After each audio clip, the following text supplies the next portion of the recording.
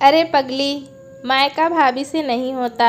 सोनल की भाभी सोनल को 4 बार फ़ोन कर चुकी, पर सोनल फ़ोन ही रिसीव नहीं कर रही थी। बाद में जब सोनल किचन से बाहर आई तो देखा उसकी भाभी के 4 मिस कॉल हैं लगातार। यह देखकर वो घबरा गई, क्योंकि उसकी भाभी को पता होता है कि अगर सोनल 2 बार में फ़ोन नहीं उठाती है तो इसका मतलब यही है कि वो अपने काम में व्यस्त है और या फिर फ़ोन से दूर है। अब सोनल का मन घबरा रहा था, क्योंकि भाभी के 4 फ़ोन लगातार आने से उसे टेंशन हो गई थी। सोनल की मम्मी की तबीयत इन दिनों ठीक नहीं चल रही थी। अभी 2 दिन पहले ही सोनल अपनी मम्मी से मायके में मिलकर आई थी। फिर भी सोनल ने हिम्मत करते हुए अपनी भाभी को फ़ोन लगाया, और फ़ोन जैसे ही भाभी ने उठाया तो सोनल को रोते हुए कहा, दीदी, मम्मी जी हमें छोड़कर चली गईं। रात को अच्छे से सोई थी। सुबह आपके भैया और मैंने खूब उठाने की कोशिश की, पर वह नहीं उठी। तब हमने डॉक्टर साहब को बुलाया। फिर उन्होंने बताया कि मम्मी जी अब नहीं रही। दीदी, आप जल्दी से घर आ जाओ। इतना सुनते ही सोनल की आंखों से आंसू बहने लगे। पापा तो पहले ही उसे छोड़कर जा चुके थे और अब उसकी माँ भी नहीं रही। सोनल तो बिल्कुल बेहाल हो चुकी थी।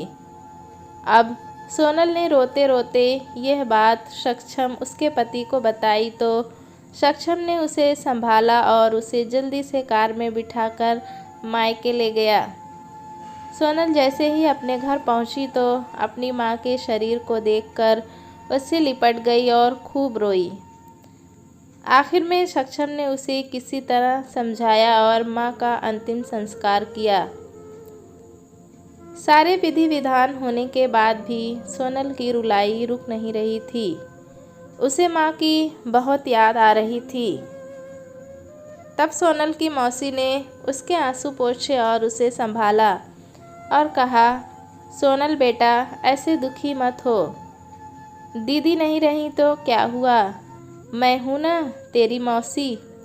मेरा घर भी तेरा मायका है। तेरा जब मन करे तब आ जाना अपनी मौसी के पास।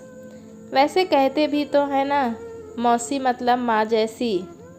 बेटी, मैं तेरा दर्द समझ सकती हूँ, क्योंकि तेरे पापा तो पहले ही तुझे छोड़कर जा चुके हैं और आज दीदी भी चली गई।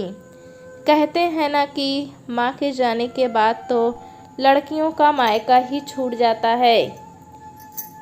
ये भाभी तो बस दुनिया को दिखाने के लिए नाम का रिश्ता होता है, क्योंकि मायका तो माँ से ही होता है।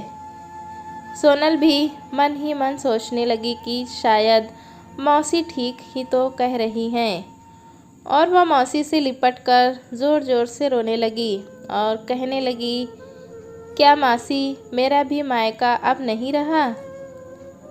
तभी सोनल की भाभी दूर बैठी दोनों की बातें सुन रही थी। पहले तो भाभी ने सोनल को चुप कराया और फिर उसे दिलासा भी दिया कि फिर भाभी ने मौसी से कहा कि मौसी जी, आपने ऐसे कैसे कह दिया कि मायका केवल माँ से ही होता है। मैं मानती हूँ कि माँ की जगह कोई नहीं ले सकता, लेकिन अभी दीदी के भैया भाभी जिंदा हैं और जब तक हम हैं दीदी का मायका हमेशा बना रहेगा। मैं पूरी कोशिश करूँगी दीदी को मम्मी जी की तरह प्यार करना और सम्मान देना,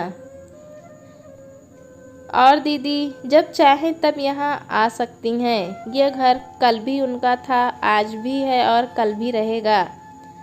मौसी जी, मैं भी एक बेटी हूँ और मेरा भी मायका है। मैं अच्छे से जानती हूँ कि हम बेटियों के लिए मायका कितना ज़रूरी होता है। मौसी जी, आप दीदी को अपने घर ज़रूर बुलाइए, पर उन्हें अपने भैया भाभी के प्यार से दूर मत करिए। तभी मौसी ने कहा, बहू, आज के ज़माने में तेरी जैसी सोच रखने वाली भाभी बहुत कम मिलती हैं। मुझे माफ़ कर दे, मैंने सोनल को गलत राह दिखाई। तभी सोनल अपनी भाभी के गले लग गई और बोली, भाभी, आज आपने मुझे विश्वास दिला दिया कि भाभी भी माँ के समान होती है और मैं संतुष्ट हूँ कि जब तक आप और भैया हो मेरा मायका सदा बना रहेगा। और किसी ने सच ही कहा है कि भाभी माँ के समान होती है। आज आपने मुझे इस बात का विश्वास भी दिला दिया है। मायका सिर्फ माँ से नहीं, भाभी और भाई से भी होता है। मैं बहुत खुशकिस्मत हूँ कि मुझे इतने अच्छे भाई और भाभी मिले। दोस्तों, कहानी कैसी लगी हमें कमेंट में ज़रूर बताएं। चैनल पे नए हैं तो एक लाइक और सब्सक्राइब करना ना भूलें।